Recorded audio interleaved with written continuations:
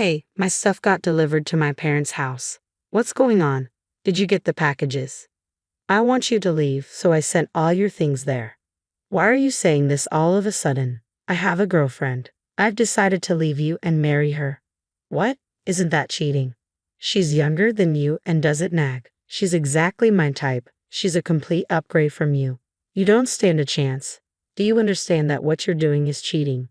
Also, I'm about to have a baby any day now. I get it. You want me to take responsibility, right? I'll pay for the affair and child support.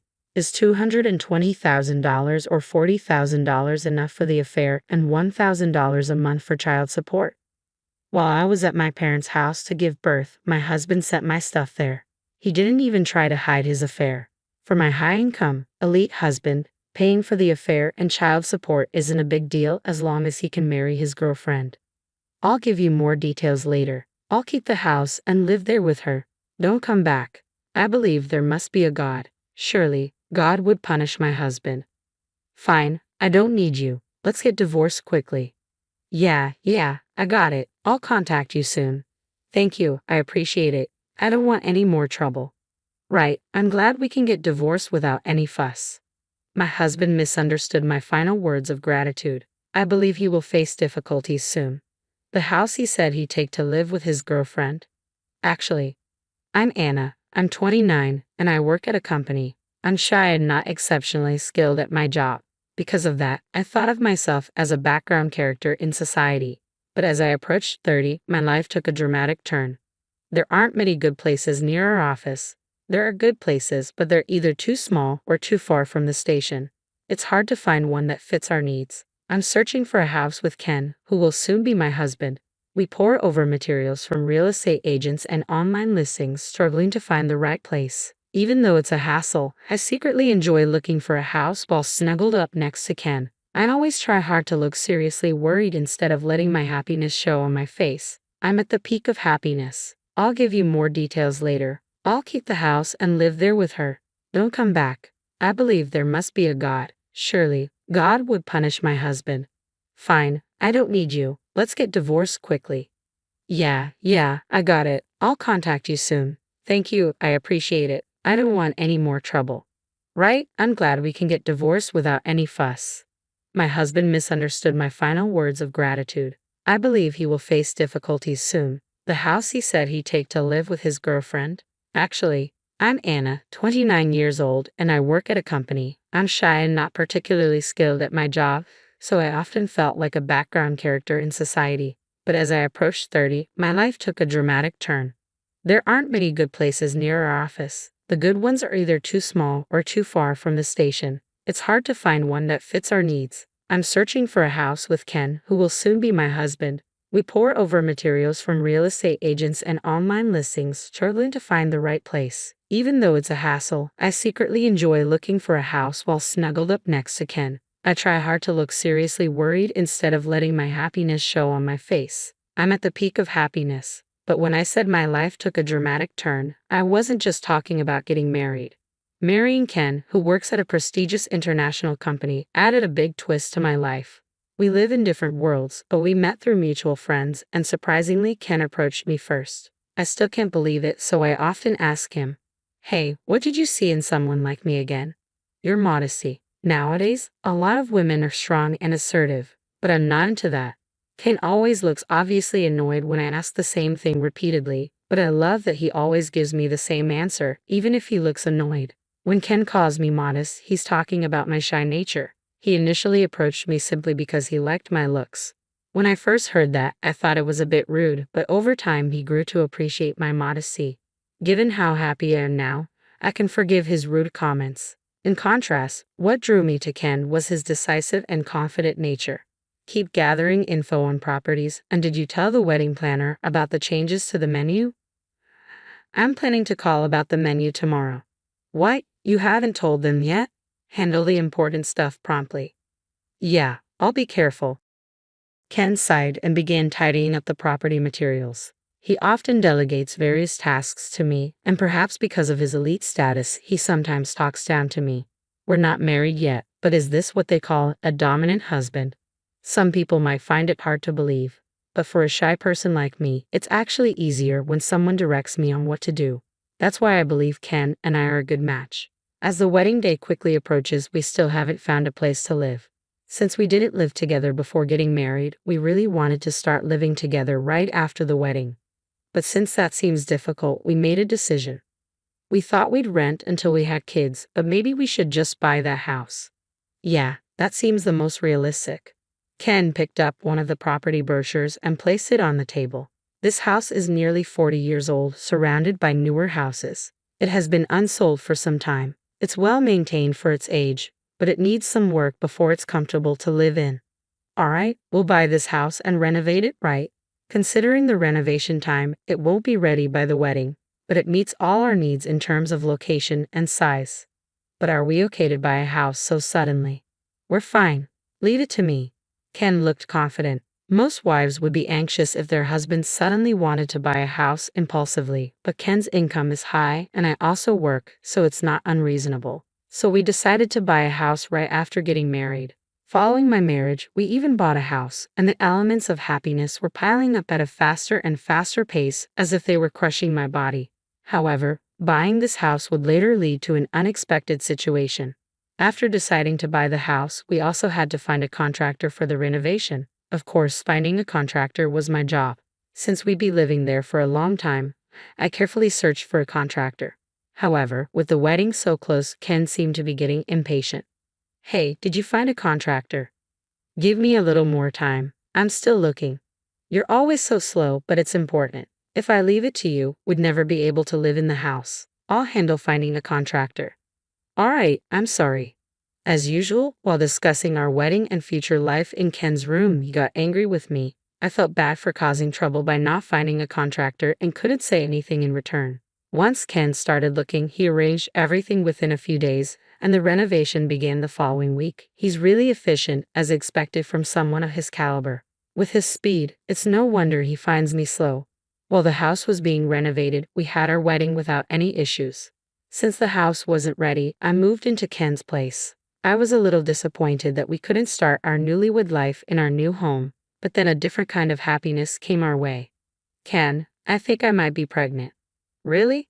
Ken was overjoyed, bouncing around like a kid. We thought we wouldn't rush into having kids, but I didn't expect it to happen so soon. I felt the same way. We figured we'd have kids eventually and we're just going with the flow, so discovering I was pregnant right after the wedding was a surprise. I'm glad we decided to buy the house. 2 months after the wedding, the renovation was finally complete and we could move in together. It was so run down, but now it looks amazing, right? With a baby on the way, it was a good purchase. I hurried around our still sparsely furnished home, excited about starting our married life for real. But 3 months after moving into our house, Ken and I ended up living apart. Hey, did you check on that creaky floor in the hallway? No, not yet. I'll call a contractor tomorrow.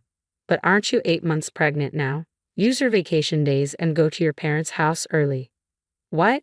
I told you I'm planning to take maternity leave 6 weeks before. It'll be tough to move around in another month. Go now while you can. Okay, got it. When Ken suggested I go back to my parents' house early, it made me slow down, lingering over my dinner. We had already discussed and decided on having the baby at my parents' house, and the handover of my work for maternity leave was progressing smoothly, so taking leave a bit early wasn't a problem. But I wanted to spend as much time as possible with Ken at home. I thought Ken felt the same, so it was a bit of a shock when he told me to leave early. Still, I decided to follow his advice. The next week, I went back to my parents' house to prepare for the birth. Well, take care of the house. Yeah, don't worry about it. By the way, about the kitchen wall. Don't worry. I told you I lived alone for a long time. I can handle the housework. No, I mean the window frame too. All right, I'll take care of everything. Ken seemed to think I was being too persistent, so he gently pushed me out the front door. As I turned back, Ken was waving with a smile. I trusted that Ken would handle things well and decided to leave the house in his care. Mom, Dad, I'm home. Welcome back. It must have been tough, right? Not really. I'm okay. When I arrived, Mom greeted me at the entrance. Feeling a bit awkward about her concern, I averted my gaze. I didn't want to admit that I had spent $200 on a taxi from the house to here. Oh, you're back. Was it tough? No, not really. In the living room, Dad was there. I averted my gaze again at his words. Needless to say, my parents' house is comfortable. At home, Ken tends to be a bit domineering, and I did most of the housework, but here I just help out a bit. My parents are still in their late 50s, so they both work. Mom works part-time and comes home in the early afternoon, so I'm alone in the morning. I spend that time slowly cleaning and doing laundry for exercise. In the afternoon, Mom takes care of the house, so I have nothing to do. Having nothing to do feels oddly unsettling, so I end up following Mom around looking for ways to help. I want to call Ken and catch up on things, but ever since I came back home, he hasn't contacted me much or visited. Has Ken called you back yet? No, he hasn't returned any of my calls. I really need to talk to him. I wonder if something's wrong. He hasn't visited in a month. I'm worried. He's probably just enjoying his freedom and focusing on work since I'm not there. Mom peeled an apple, looking worried. I gratefully ate the apple she gave me. Mom is probably imagining negative things like Ken being sick or having an affair. But Ken is a capable professional, and we're about to have a baby, so I thought there was no way he could be sick or cheating. I soon realized how naive that thought was. One afternoon, while Mom and I were watching TV, the doorbell rang. Who is it? Looks like a delivery.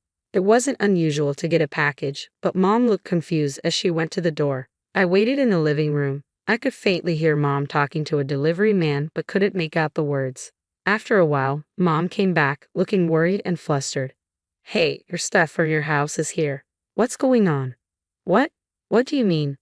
I didn't understand what she was saying and could only repeat her question back to her. I slowly stood up to check the situation and headed toward the packages that had arrived. What's this? What's going on? When I stepped outside, there was a moving truck loaded with boxes.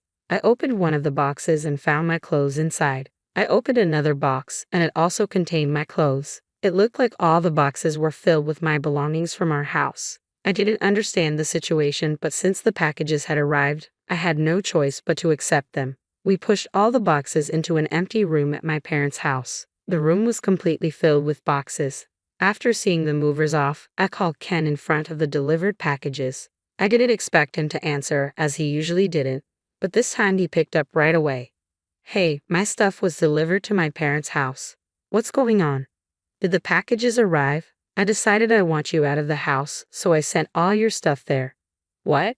Why are you saying this all of a sudden? Well, I have a girlfriend. I decided to leave you and marry her. What? He called her his girlfriend, but that meant he was cheating, openly declaring it to me, his wife. I couldn't comprehend what he was saying, and I started feeling dizzy. Isn't that cheating? Well, yeah, I guess. We started dating before the wedding. Guys can get cold feet too, you know. She was kind to me when I was struggling, and we started seeing each other. I couldn't call off the wedding, so I married you, but I couldn't give her up. When I lived with her in her house this past month, I realized she's better than you, so I decided to divorce you. Living with her? You mean she's been staying in our house for the past month? Calling her a mistress is disrespectful. She's my fiancée now. She's a mistress because I'm still here. My vision, which had been spinning, suddenly cleared, and I found myself yelling at Ken. My mom, who was listening to the call, looked extremely worried when she heard the word cheating. Not wanting to upset her any further, I forced myself to calm down. You told me to go back to my parents' house early so you could live with her, right? That's right. She's younger than you, not as slow, and exactly my type. She's a complete upgrade from you. You don't stand a chance. Do you understand that what you're doing is cheating? And I'm about to have a baby any day now. I get it. You want me to take responsibility, right? I'll pay for the affair and child support. Is $20,000 or $40,000 for the affair and $1,000 a month for child support enough? Even over the phone, I could imagine the smug look on Ken's face. Ken is an elite and high-income earner. Paying for the affair and child support probably didn't seem like much to him if it meant he could marry his girlfriend. In contrast, I'm a nobody. There's no way I could stop Ken from divorcing me for her, so I had no choice but to accept the divorce. As much as I wanted to refuse the alimony and child support out of pride, as a regular employee, I needed the money. It was a bitter pill to swallow. I gripped my phone tightly out of frustration and shame. That's the deal. The divorce is final, and I'll give you more details later. I'm keeping the house and living there with her, so don't come back. I thought to myself that there must be a God, and surely God would punish Ken. Fine, I don't want anything to do with you. Let's get divorced quickly. Yeah, I got it. I'll contact you soon. Thanks, that helps. I don't want any more trouble. Right, I'm glad we can get divorced without any fuss. After hanging up, Mom looked at me with concern. I smiled to reassure her. Ken misunderstood my final words of gratitude. I believed that he would face some trouble soon.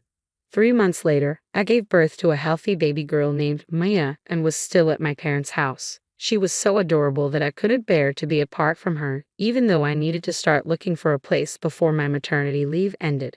The divorce was finalized and Ken agreed to pay for the affair and child support. I had no lingering feelings for my ex-husband. In fact, I felt refreshed after the divorce. Since we already settled everything, I thought I'd never have to deal with him again. But suddenly, he called me. He must have finally realized the situation. Hey, what's going on? What do you mean? The house. You mentioned something about the floors and walls, didn't you? Did you know about this? Yes, I knew. You hired a shady contractor for the renovation.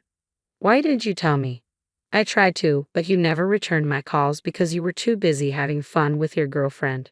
Besides, I told you about the creaky floors before I left for my parents' house and asked you to check it out, but you were too focused on getting me out of the house quickly to listen seriously. Ken thought I was too slow in finding a contractor, so he took over the task.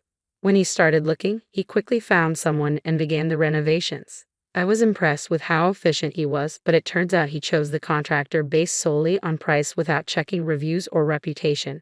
So he ended up hiring a shady contractor. After living in the house for just 3 months, I noticed the floors creaking, cracks in the kitchen wall, and screws missing from the window frames. After moving back to my parents' house, I looked into the contractor and found out they were scammers. I tried to contact Ken to tell him, but he never returned my calls, and we ended up getting divorced before I could tell him. Because of you, the response was delayed, and now I'm having disputes with the contractor. They're blaming us, saying we lived in the house wrong for 6 months, causing the damage. The creaky floors, growing wall cracks, and poorly closing doors have all gotten worse. The house is a mess. That sounds like a terrible place to live. I've moved into an apartment to get out of the house. If I stayed, they keep blaming us for the damage. I'm talking to a lawyer, but for some reason, it looks bad for us. Still, I'm going to sue them. So your house is falling apart, and you're going to court. That sounds tough, but it's not my problem anymore. Is that why you called? That's right. If you'd told me about the shady contractor sooner, this might not have happened. So what? I mean, I'll keep paying $500 a month in child support, but can we lower the monthly payments for the $20,000 alimony? What? I was shocked that my elite, prideful ex-husband was suddenly asking me for a favor about money. We moved, right? So now I've got the land, house renovation loans, and apartment rent. I'm going to sue the contractor, but I don't know how that'll go, and there are lawyer fees. I might even have to pay for the house repairs myself. You said your wife is better at her job than I am. Doesn't she make a decent income? Actually, she was my colleague at work. I told everyone at the company that we got married after I divorced you, but apparently, there were rumors about us before that. So now people at work are giving us the cold shoulder. Yeah, she couldn't take it and changed jobs, which cut her salary drastically. I can't afford to switch jobs too, so I stayed. But money is tight. Ken had hired the shady contractor himself and was now having a huge dispute. His affair had damaged his standing at work. It was a classic case of self-inflicted trouble. Despite his high income, he was just over 30, and all these expenses were tough to manage. But it was his own fault, and it had nothing to do with me. It sounds tough, but you need to keep your promise. Wait a minute. I hung up on Ken. His voice just before the call ended sounded pitiful, not at all like the elite man he once was. Feeling a bit down after hearing his voice, I spent some time watching my daughter sleep. In the end, Ken lost the case about the defective house. The shady contractor managed to avoid any consequences, likely due to their knowledge of loopholes and deceit. It seems that even the elite, as expected, were not able to meet the vices of the corrupt contractor. Ken wanted to repair the house, but there were too many hidden issues, and the costs were too high. Naturally, he didn't want to live in a house with so many problems. He ended up selling the house. Since it was full of defects, the building had no value, so he sold just the land after demolishing the house. The land sold, but the loan remained, leaving my ex-husband with debt. With the house issue resolved, he decided to change jobs.